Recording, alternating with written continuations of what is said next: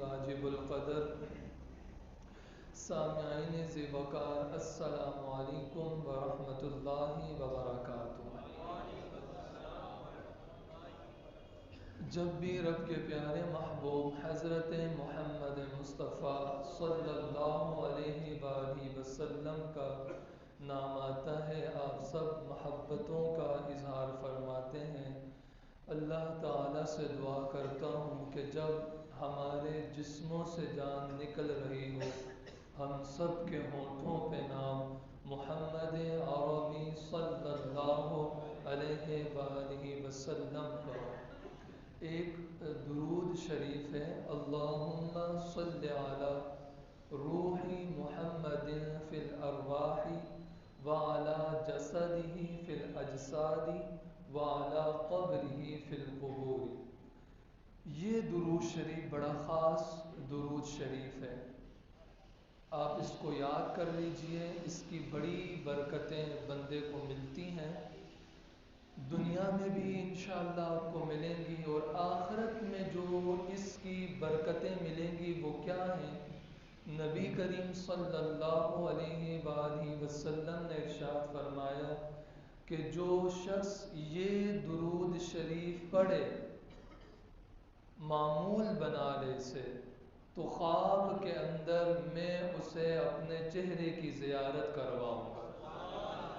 ایک یہ بات، آگے ارشاد فرمایا جس نے دنیا میں مجھے دیکھ لیا نا، حشر کے میدان میں بھی وہ مجھ محمد کو دیکھ لے گا صلی اللہ علیہ وآلہ وسلم۔ اور پھر آگے ارشاد فرمایا جس نے کل قیامت کے دن مجھے دیکھ لیا، لوگوں سنو، میں محمد خود اس کی شفاعت کروں گا صلی اللہ علیہ وسلم۔ اور جب میں کسی کی شفاعت کروں گا کل قیامت کے دن تو وہ حوض کوثر سے وہ میٹھا ٹھنڈا ٹھنڈا پانی پی لے گا۔ اور پھر آگے ارشاد فرمایا جس نے حوض کوثر سے پانی پی لیا تو اس پر اللہ تعالی جہنم کی آگ کو حرام فرما دے گا۔ بس آپ نے یہ یاد کر لینا ہے، کیا یاد کرنا ہے آپ نے؟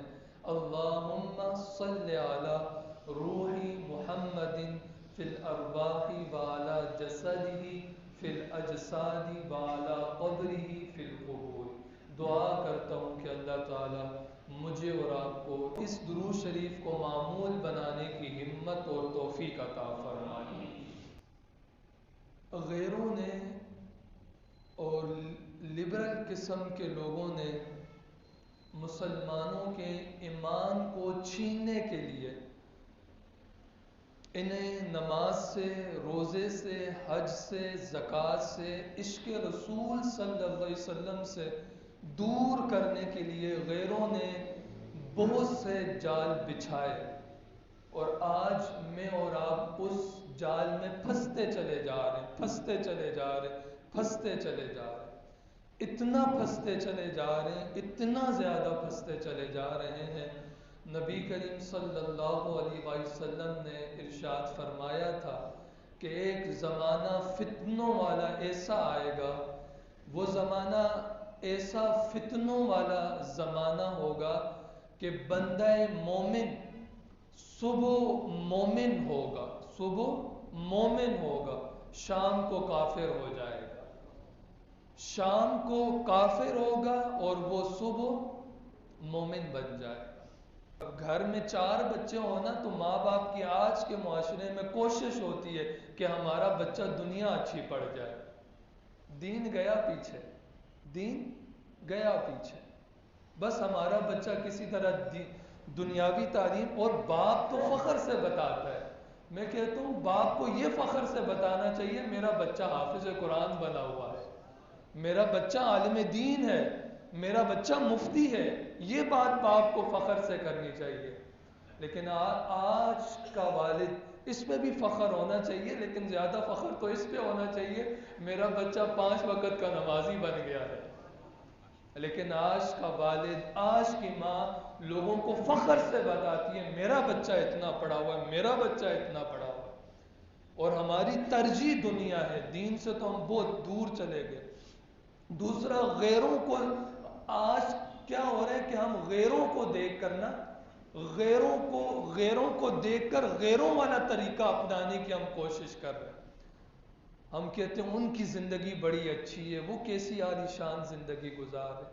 ان کی چیزیں لے لے لے لے کر ہمارے اسلامی معاشرے میں سینما بن گئے، اور وہاں جا کر باپ اپنے ساتھ اپنی بیوی کو لے کر، اپنے بچوں کو لے کر جاتا ہے اور بے حیائی دکھاتا ہے. مجھے بچائیں، جب آپ کا چھوٹا سا بچہ باپ کے ساتھ ماں کے ساتھ بیٹھ کر، اور چھوٹی سی بچی بے حیائی چھوٹوں میں دیکھے گی، بڑی ہو کر وہ حیادار بنے گی. آپ کا بچہ حیادار بنے گا. چھوٹا بچہ، اس سے قرآن سن لو دور کی بات ہے، گانے سن لو تو وہ فٹافٹ آپ کو گا گا کے سنائے گا، منٹ بھی نہیں لگائے گا. کیوں؟ بچپن سے وہ گانے ہی سنتا آ رہے، جب گھر میں بڑا ہو کے بھی گانے ہی گانے ہیں نا اس نے. اور میں نے آپ کو بتلایا تھا گانوں میں کیا کس حد تک شاعری کی گئی ہے. کفریہ جملے ہمارا جوان سن سن کر سوتا ہے اور پڑھ پڑھ کر سوتا ہے. کفریہ جملے، ایسے ایسے گانے جن کو سن کر اس پر توبہ فرض ہو چکی ہے. ایسے ایسے گانے جنہوں نے لکھے ان پر بھی توبہ فرض ہے، اور جنہوں نے پڑھے ان پر بھی توبہ فرض ہے، جنہوں نے سنا ان پر بھی توبہ فرض ہے. کفریہ جملے، کفریہ جملے. اور جو کچھ تھوڑی بہت کسر رہ گئی تھی وہ ہماری یہ جو کامیڈین حضرات ہیں، ہمارے کامیڈین حضرات ہیں نا، انہوں نے تو اس حد تک پار کر دی کہ جنت کا مذاق اڑایا گیا، جہنم کا مذاق اڑایا گیا، فرشتوں تک کا مذاق اڑایا گیا ہے، حوروں تک کا مذاق اڑایا گیا ہے. اور جنت کا ذکر اللہ تعالیٰ نے قرآن میں فرمایا ہے، جہنم کا ذکر رب نے قرآن میں کیا ہے. فرشتوں کا جن کا مذاق اڑا رہے اور سننے والے داد دینے کے لیے تالیاں بجا رہے، ان فرشتوں کا ذکر رب نے قرآن میں کیا ہے. حوروں کا مذاق بنایا ہوا ہے، حوروں کا مذاق بنایا ہوا ہے جن کا ذکر رب نے قرآن میں کیا ہے. اور ان سے پوچھا جائے میاں یہ باتیں تم کر رہے ہو، اپنے ایمان کی تھوڑی فکر تو کرو، تو آگے سے جواب آتے ہم تو مذاق کر رہے ہیں، یہ تو سنت رسول صلی اللہ علیہ وسلم ہے. معاذ اللہ ثم معاذ اللہ. میں اگر آپ حضرات کے علم میں یہ بات ہے تو مجھے بتا دینا، میرے علم میں اضافہ ہو جائے گا. میں قسم اٹھا کر کہتا ہوں مدینے والے محبوب نے کسی کا مذاق نہیں اڑایا. مدینے والے محبوب نے ساری زندگی کسی کے ساتھ مذاق نہیں کیا. خوش طبعی کی ہے لیکن مذاق نہیں کیا. مذاق میں اور خوش طبعی میں بڑا فرق ہے. اور آج کے یہ لوگ شکل و صورت کا مذاق اڑا کر، جسمانی اعضاء کا میں ان کا مذاق اڑا کر، اور جھوٹ جھوٹ بول کر جنت جہنم کا مذاق اڑا کر کہتے ہیں حضور صلی اللہ علیہ وسلم نے تو بھی مذاق کیا تھا نا. میاں کہاں کیا تھا؟ نبی کریم صلی اللہ علیہ وسلم نے تو خوش طبعی فرمائی ہے. ہمارے یہاں مذاق جو ہوتا ہے نا، مذاق، اس میں ایک تو جھوٹ بڑا ہوتا ہے اور دوسرا سامنے والے کا دل دکھ رہا ہوتا ہے. اس سے منع کیا گیا ہے، اس سے منع کیا گیا. ہاں، خوش طبعی کے لیے تھوڑے بہت جملے بول دیے جائیں تو اسلام شریعت اس بات کی اجازت دیتی ہے. نبی کریم صلی اللہ علیہ وسلم نے اپنے صحابہ کے ساتھ خوش طبعی فرمائی ہے، اپنی صحابیات کے ساتھ خوش طبعی فرمائی ہے، اور کتنے خوبصورت انداز سے اس خوش طبعی میں نہ جھوٹ ہوتا اور نہ سامنے والے کا دل دکھتا. نبی کریم صلی اللہ علیہ وسلم نے جو خوش طبعی فرمائی ہے، کس انداز سے فرمایا کرتے تھے کہ ایک شخص آیا اور عرض گزار ہوا، یا رسول اللہ صلی اللہ علیہ وسلم میں نے دور جانا ہے تو آپ مجھے اونٹ دے دیں تاکہ میں اس پر سوار ہو کر اپنی منزل تک پہنچ جاؤں. نبی کریم صلی اللہ علیہ وسلم نے فرمایا صحابی ادھر آؤ، اس کو اونٹ کا بچہ دے دو. تو وہ صحابی عرض گزار ہوئے، یا رسول اللہ صلی اللہ علیہ وسلم میں نے کافی دور جانا ہے، اونٹ کے بچے پر تو سواری نہیں ہو سکتی نا. آپ صلی اللہ علیہ وسلم مسکرا کر فرمانے لگے نہیں نہیں میرے صحابی اس کو اونٹ کا بچہ ہی دینا. وہ صحابی پھر عرض گزار ہوئے، یار کیا بات ہے، کئی صدیاں گزر گئیں، آج یہ خوش طبعی کے طور پر یہ حدیث آپ کے سامنے رکھ رہا ہوں، آپ کے چہرے مسکرا رہے ہیں، یہ ہے خوش طبعی۔ تو عرض گزار ہوئے یا رسول اللہ صلی اللہ علیہ وسلم مجھے اونٹ کا بچہ نہیں چاہیے، مجھے اونٹ چاہیے۔ آپ صلی اللہ علیہ وسلم نے ارشاد میں نہیں بھائی اسے اونٹ کا بچہ ہی دینا۔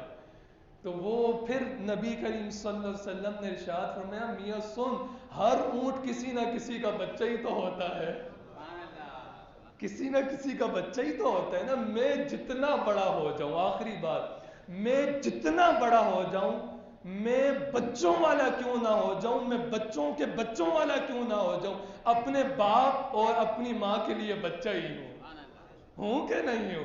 وہ ایک صاحب تھے نا، تو ان کی شادی ہو گئی، آگے بچے ہو گئے، ان کے بچوں کے بھی بچے ہو گئے، تو ان کے بچے ان کو دادا کر کے بلایا کرتے تھے، ان کی ماں اور ان کے والد اسے بچہ کر کے بلایا کرتے تھے، بچہ کر کے۔